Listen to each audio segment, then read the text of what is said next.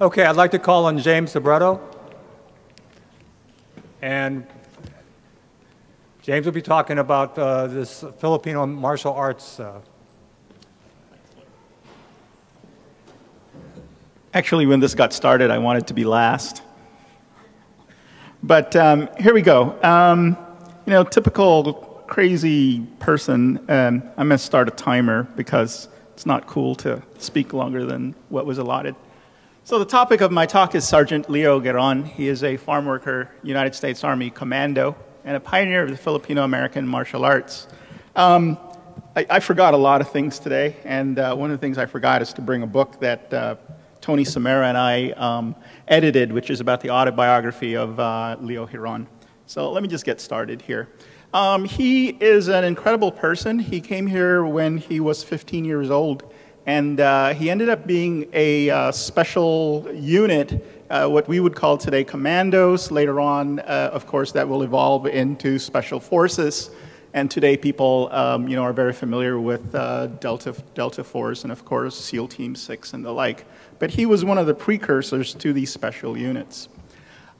He was born in Bayambang, Pangasinan, and there's a map over there where it says Philippines. That's actually where the Pangasinan area is. And you can see on the map where Bayambang is. He came here, you know, as a very young child, but the purpose of my talk is actually to show the context within which Filipino martial arts occur. And for me, that goes way back. You know, in the Philippines, I left at an extremely young age, and you know, they were called barrios, and today the social unit in the Philippines is called a balangay or barangay. And it's actually named after a boat. On the upper left here is an artist's illustration. And then folks in the Philippines actually built several replicas of the balangay, and you can see that on the bottom right there. But Filipino martial arts came because of our tradition. We were a seafaring society, very much like the ancient Greeks, very much like the Vikings. We learned to fight well. We learned the martial, the war arts, because that was how we lived. In fact, if you cannot repel the raider, you will be conquered and sold off into questionable places. So they learned how to fight, and this is one of my obsessions. I actually sail, and the reason I got obsessed with sailing is because I found out that Filipinos were excellent sailors, which is why they ended up being the crew members in the majority of the Manila galleons during the 16th and 18th century. So this is the Caracoa. This is the basis for why we fight well and why we sail well. Just to give you a comparison, these are the Greek warships. These are triremes. And by the way, a visual, a Caracoa would go from one end of this room to the other end of the room. It's like the size of the America's Cup yachts, which, you know, in 2013 will be held here. The America's Cup will be held in San Francisco Bay. Whoops, I don't know what that is, but that's cool. This is, Mel, you think you can press the skip or whatever that thing says? Click yes. Click yes? Okay, great. So you can see the precursor, and you can see how the design is still maintained in a modern-day bangka. And this is one that I wrote, actually, in Balayan in the Philippines. Mel, you think you can give a little visual? Just press the speaker. Thank you, sir. Just to get you all excited. Ta-da, is it going to work? If it's not going to work, that's cool. We'll skip. We'll go. So we'll skip. I had a visual there of Filipino martial artists and the like. It's actually from the GMA sign-off commercial. But this is Sergeant Leo Giron. Again, I'm going to talk about his life within the context of Filipino-American history. You know, he arrived here in 1926, and like Oscar was saying, and Lloyd was saying, actually, he ended up working at a very young age as a farm worker at age 15. And, you know, in his autobiography, he was actually crying because early in the morning, at 5 a.m., he'd be picking asparagus, and he can't believe, what am I doing here? America's supposed to be a great land. What am I doing here? He ended up being a member of a Filipino fraternity called Legionarios del Trabajos, and actually the organization ended up buying several buildings in Stockton, and one of the buildings that they currently own is where we train in our martial arts. He continued to train in secret. He learned the fighting arts from his family in Pangasinan, and he trained in the farmlands while he was here. And in World War II, he volunteered for the U.S. Army, and he trained in secret in the U.S. Army with several of Filipino martial artists. So just give you a visual, this is actually one of the farms in Stockton. This is the Zuckerman Farms. And these guys aren't real farm workers. We just kind of convinced them to pose for the picture. They're our friends. but this is a real working farm. This is actually the Zuckerman Farms, and the asparagus are real.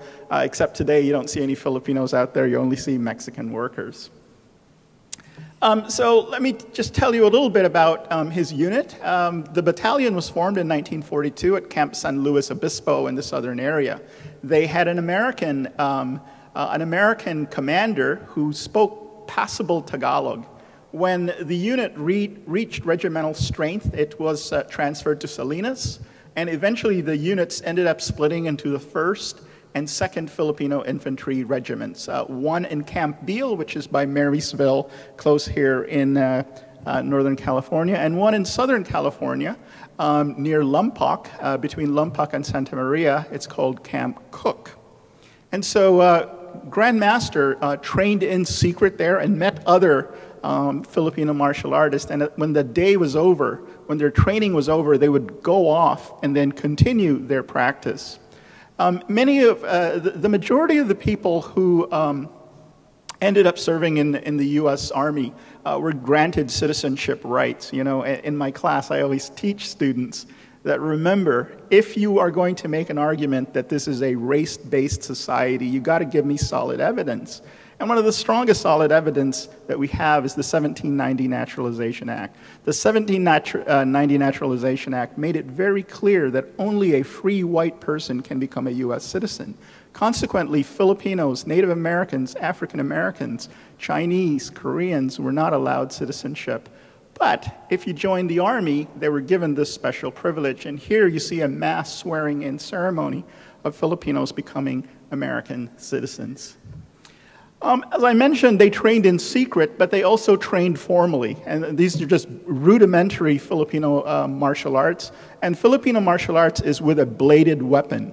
And Grandmaster was very famous for the fact that he received medals for his combat incidents in the Philippines. So they were given formal training, but you know, not everyone is a great martial artist and the like. Grandmaster actually practiced in secret after the training was done, and you know, very advanced stuff and the like. Let me just give you, a little bit about who these folks are. Leo Giron was one of the older, what we call manongs. And what's interesting is people from Hawaii were also recruited. And these folks were much younger, 18, 19-year-olds. And so often they would clash, you know, the older, almost 40, and some of them lied about their age because there's a military restriction on how old you were, would clash with these younger, kind of cocky, young Filipinos from Hawaii. We didn't have special forces on those days, but they were, you know, this was a special unit. He was dropped behind enemy lines at midnight. This was a top secret mission that he was on. They were supposed to track and monitor enemy movement and send their observations through Morse code back to MacArthur's headquarters. So the question of the day is, why were they using bladed weapons? And the reason is, and again, you know, editing is autobiography. No matter how good a martial artist you are, it's not like in the movies. When there's 100 people after you with guns, you are running for your life, okay? So Grandmaster was very clear that you don't give away your position. So when you encounter an enemy sentry, you take care of them, but you don't want to fire your weapon, because once you fire your weapon, the rest of the unit is going to come after you, and you're not going to win. In fact, if you read his autobiography, he spends quite a bit of time running away. So when he uses the blade, it is to dispatch units that are after him and to make sure that they don't get detected. And they're usually working in teams, and he would be the lead person. And they would be very quick, and again, they want to make sure that they're not detected. I do want to make a thing here. If you study martial arts, or any fighting system, I was always confused. Filipinos with that short bow, how can they win against people with samurais? And then our current Grandmaster, Tony Samara, showed us his weapon. His weapon was actually 27 inches, okay? And then he would draw it real quick. So it was a quick, long weapon. Because I was going, a bolo? A bolo's really short, Logic, you're going to lose, right? Against the longer samurai. So he had actually a very long bladed weapon. So again, his main thing was reconnaissance and to avoid detection. Later units would come for mop-up operations, and that's not what he did. He actually did the reconnaissance and the like. So here in San Francisco, just off Fisherman's Wharf, we have a replica of one of the submarines that dropped off Sergeant Giron, and this is the USS Stingray. And this is one of the submarines, this type of submarine was what dropped him off. Again, they were dropped at midnight. The submarine crew were very impressed. They're like, you guys are being dropped in secret in the middle of the night. You must be really, really special. We're going to fast forward here a little bit, and the connection actually is with my colleague, Kathy. He, after the war, like all soldiers who engaged in combat, I really respected the fact that he didn't say, I was just so much better than them. In fact, what struck to my mind is he said, I could have easily died. And he was very saddened that there were so many young people dying in the war. So when the war ended, he actually did not want to remember any of the fighting, and he stopped practicing martial arts until the report of these Filipino nurses were killed and murdered by a single assailant. I think it's in the Chicago area. I have it in my notes, but sometimes, that's why you have PowerPoint, because you have, Chicago area, that's where it is. But I didn't write that down there. But anyway, Grandmaster was really bothered. He said, look, they outnumbered him. If they knew basic martial arts, they could have prevented this from happening. So in 1968, he opened his martial arts school in Tracy, California. He eventually will be joined by Angel Cabales and Max Sarmento, and they will begin the first martial arts unit in the United States, in the mainland United States at least. And so he was actually featured in the 2005 PBS documentary Untold Triumph. I'm looking at my time and it says that I have 3.5 minutes, so let me wrap this up.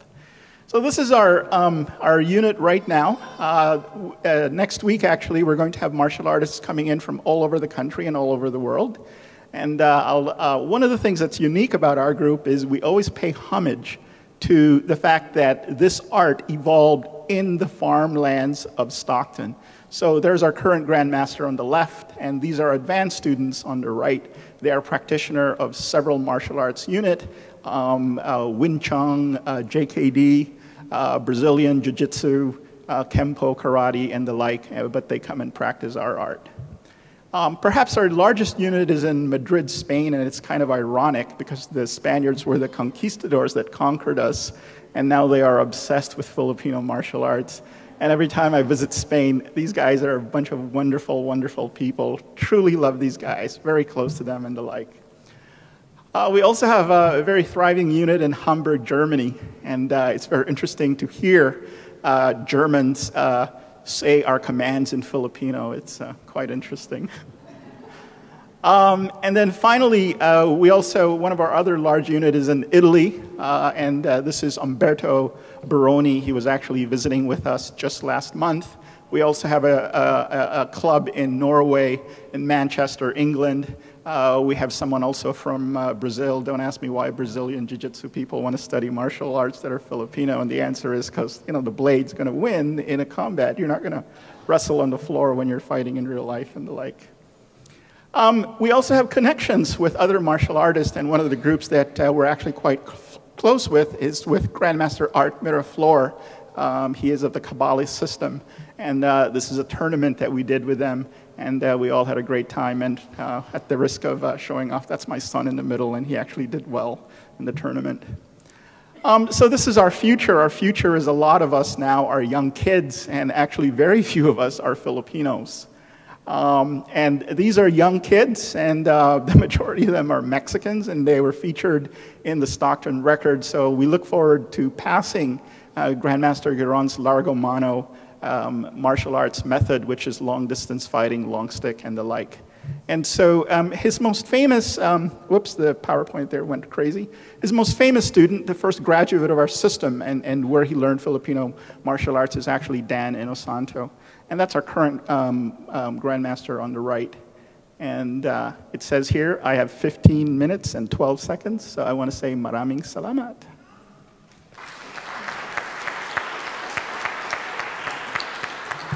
Thank you very much, James. You know, as I was watching your presentation, I remember something that the FBI Director James Edgar Hoover once wrote. This is, beware of Filipinos because they carry knives.